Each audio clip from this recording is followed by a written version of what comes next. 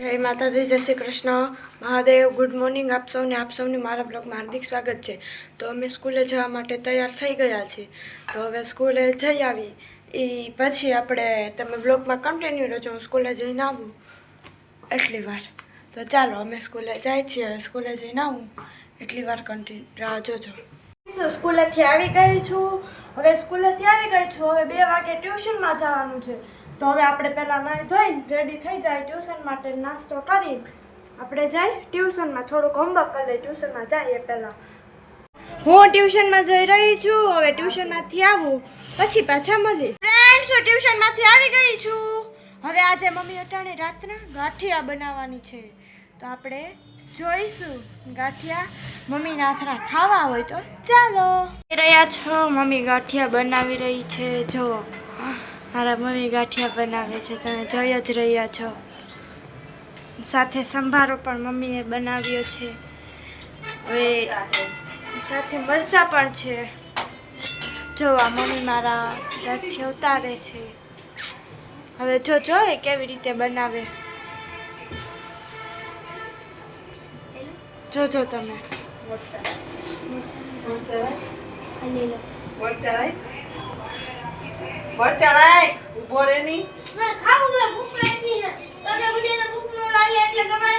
જોવો મમ્મી આવી રીતે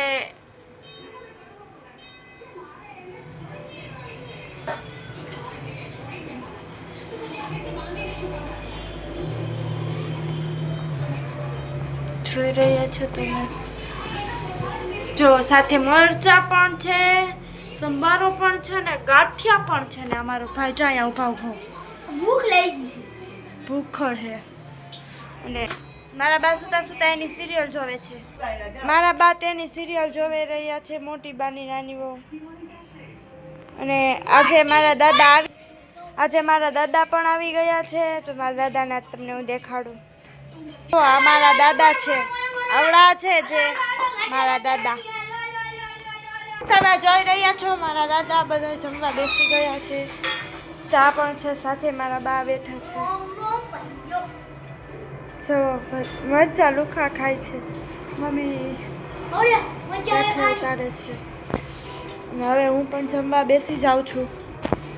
તમે ગાંઠિયા ખાઈ લે ત્યારબાદ હવે આપણે મળી. તમે જોઈ રહ્યા છો કે મારી ઘરે બધા ગાંઠિયા ખાઈ રહ્યા છે.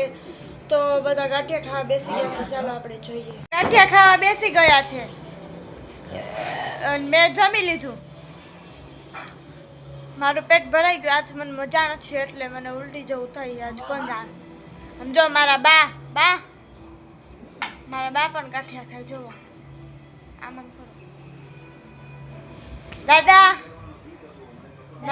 આમ જ ન જોવે. આમ જો મારા દાદા હે ને જમે હે.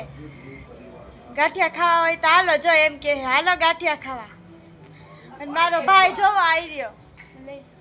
આમ જોવો ગાંઠિયા કરે હે મારો ભાઈ. ગાંઠિયા બહુ ભાવે અમને બધાને. કેમ અમને બધાને ગાંઠિયા ભાવે ને એટલે છે ને મારા મમ્મી વધારે ગાંઠિયા કરે. અને અમારા આજુબાજુમાં મીન્સ કે સુગંધ આવી જાય બધાને. એટલા મસ્તીના મમ્મી ગાંઠિયા બનાવે. અને મારા બા ને દાદા ને અમને બધાને ચા પેલા જોઈ. સમજો તમે બધા. એટલે અમને ચા વિના નો ચાલે.